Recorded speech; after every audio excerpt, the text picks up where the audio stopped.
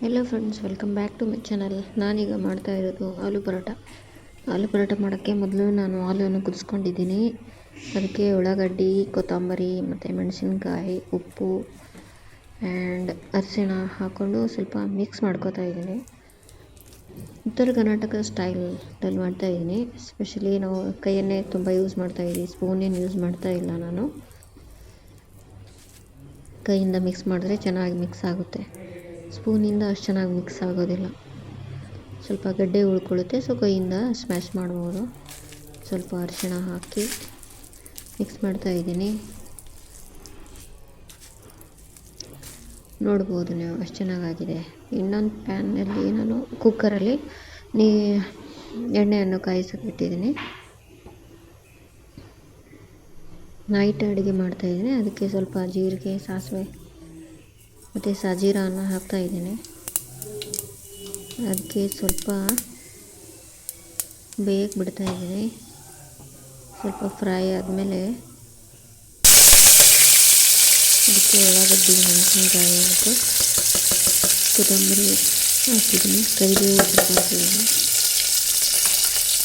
Brown fry ಮಾಡ್ಕೊತಾ ಇದ್ದೀನಿ. ಅದಕ್ಕೆ ಬ್ರೌನ್ ಫ್ರೈ ಮಾಡ್ಕೋಬೇಕು. ಸ್ಮೆಲ್ ಚೆನ್ನಾಗಿರುತ್ತೆ.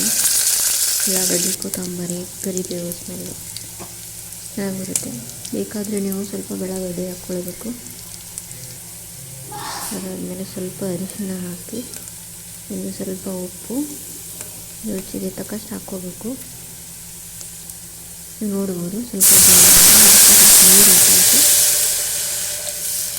ನೀರನ್ನು ಹಾಕಿ ಅದಕ್ಕೆ ಅಕ್ಕಿಯನ್ನು ಹಾಕಬೇಕು. ಅಕ್ಕಿಯನ್ನು ಹಾಕಿ ಸ್ವಲ್ಪ ಚೆನ್ನಾಗಿ ಅಳವಡಿಸಿ ಅದಕ್ಕೆ ಬೇಕಾದಷ್ಟು ಸ್ವಲ್ಪ ಖಾರ ಹಾಕ್ಕೊಂಡು ಕುಕ್ಕರನ್ನು ಮುಚ್ಚಬೇಕು. 1-2 ಸೀಟಿ ಇಲ್ಲ 3 ಸೀಟಿಗೆ ನೀವು ಅನ್ನ ಆಗಿರುತ್ತೆ, ನೀವು ನೋಡ್ಕೋಬೋದು. ಆಮೇಲೆ ಈ ಕಡೆ ನಾನು ಮಿಕ್ಸರ್ ಮಾಡಿರೋದು ಸ್ವಲ್ಪ ಗೋಧಿ ಹಿಟ್ಟನ್ನು ಬೇಯಿಟ್ಕೊಂಡಿದ್ದೀನಿ. ಅದು ಒಂದು ಲಾಡಿಸ್ಕೊಂಡು ಅದಕ್ಕೆ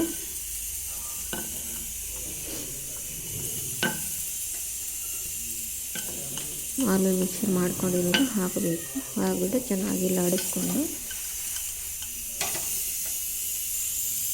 ಪರೋಟ ಮಾಡ್ಕೊಳ್ಬೇಕು.